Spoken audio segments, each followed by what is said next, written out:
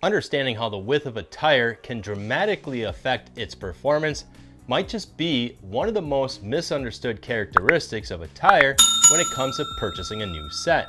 And so today, we answer the age-old debate of which one is better, a narrower tire or a wider tire. Hey, what's up guys? Josh from Trollbuild, and most of us look for two things when searching for a new set of tires. One is the value, and two is the performance. Granted, there are those who care more about how the tire looks on a vehicle, but for most of us, we want a tire that is going to offer the best performance and usually the best price. First thing we should be considering when shopping for a new set of tires is the size of the tire, height and width that's going to work best for us. Then once we figure that out, we can narrow it down to the other performance characteristics of the tire. But how do we know how to match the perfect size of the tire to our own particular vehicle needs? Well, simple. It starts by understanding how the width of a tire affects the tire's performance, and that boils down to one thing: the weight distribution of the vehicle through the tire's contact patch. Think of a narrower tire as you would think of a pizza cutter. It's designed to break through the crust because of its sharper edge. Now, imagine a wider tire is more like a bread roller or a dough rolling pin. Those are designed to roll over the top of something even as soft as dough without cutting through it. Same concept with tires, and here's why. It all boils down to PSI, and not so much the air pressure that's in the tire, although that does play a major part to the tire's performance, especially while aired down for more off-road traction, but rather the contact pressure per square inch measured in pounds and is divided by the weight of the vehicle. A narrower tire, like a pizza cutter, will have a higher amount of pounds or more weight of pressure per square inch through a smaller contact area compared to a wider tire that distributes more of the weight of the vehicle throughout the wide tire's contact patch, resulting in having a lower number of pounds per square inch of pressure because the weight is more distributed throughout the tire's contact patch. Just like a rolling pin, clear as mud, right?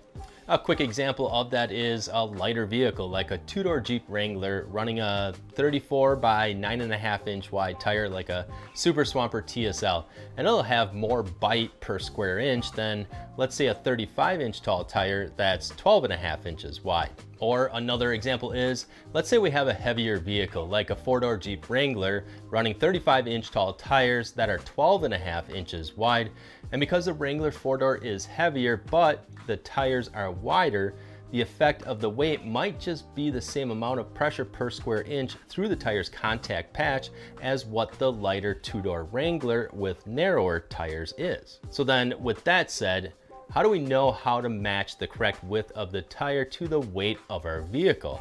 And the answer is, it all depends on what we're using our vehicles for and how we're using our vehicle. A vehicle designed for mud running will typically have a wider size tire to gain more flotation on top of the mud, whereas a rock crawling buggy won't necessarily have a super narrow tire, but will often have tires that are between 12.5 inches wide up to about 14 inches wide. But what about the majority of us who use our vehicles as daily drivers but often like to hit the trails on the weekends? Well, too wide of a tire and it'll create more rolling resistance, making the engine work harder than it needs to and ultimately causing more wear and tear on the driveline and consuming a lot more fuel. Plus, not to mention, too wide of a tire and it'll start to hydroplane over water or float too much over snow and ice and will be much easier to lose control over your steering and your vehicle. Wider tires also will require additional clearance for the suspension components, upper control arms, coilovers, leaf springs, and or lower control arms, which will require a wheel with more of a negative offset. The challenge with increasing the negative offset in addition to installing a wider tire is that even though we may have gained plenty of clearance to not have our tire interfere with the suspension components, chances are the front tires are now going to make contact with the front bumper or behind the tire on the inner fender liner or even the rocker panels and possibly the cab mounts, depending on the vehicle, of course. Therefore, we might need to purchase a new set of wheels or even spacers to get that additional clearance we're looking for. Sometimes a little wider tire will be a bit of an advantage while trying to climb up and over rocks or other various trail obstacles, especially when trying to get through the thick, gooey mud. Now, if we knew the exact weight of our vehicle, either fully loaded with all of our gear, a full tank of fuel, our passengers, and even our family pets, or even how we have it loaded for our daily commutes, we can then figure out what the best width of tire should be. But because most of us don't know exactly what our vehicle weighs, the next best step to figure out what the weight of our vehicle is, if you have a pickup truck, you can base your weight numbers off the GVWR, or gross vehicle weight rating. That's listed on a little tag on the driver's side door jamb or in the owner's manual. Or maybe you don't have a pickup truck, but the GVWR is still listed on the door jamb or in the owner's manual. If it is, then that's great. If not, might need to find a local trucking scale to get your vehicle's weight, or Google can definitely help there as well. So, excluding showboaters, brodozers, or the guys who play on top of the mud and snow, the ones who have the super wides paired with the super lights and float over the top of everything, well, besides them, lighter vehicles that fit within the load carrying capacities of 2,500 pounds per tire or less, which is a load index of about 113 or C load or less, then the tire industry limits the width of the tires to about 10.5 inches wide or narrower, except for maybe a few exceptions.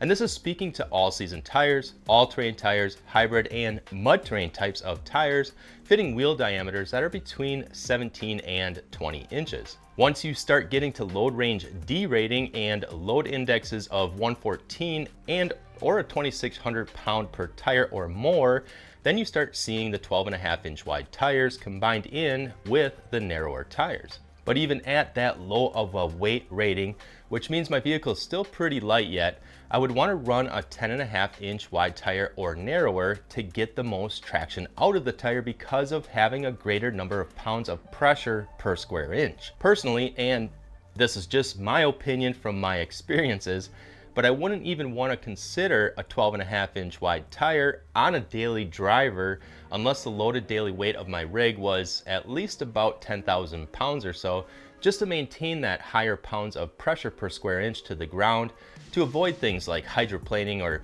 even floating on top of the snow and ice, or unless my tires are 37 inches tall or higher. Now, having said that, narrower tires definitely aren't going to look as cool, especially the taller the tire is. A 33 by 10.5 inch wide looks okay and is decently proportional to most vehicles, but a 35 inch wide by 10.5 inch wide and you might start getting some strange looks, especially on a Jeep Wrangler with high clearance aftermarket fenders. But if you prefer function over form, then 9.5 inch wide to 10.5 inch wide tires combined with 35 inch tall tires or smaller are a great way to achieve the best overall performance. But I am curious though, what do you guys think is the best height and width combination for a tire in your experience? Do you prefer a wider tire or would you rather have a narrower tire?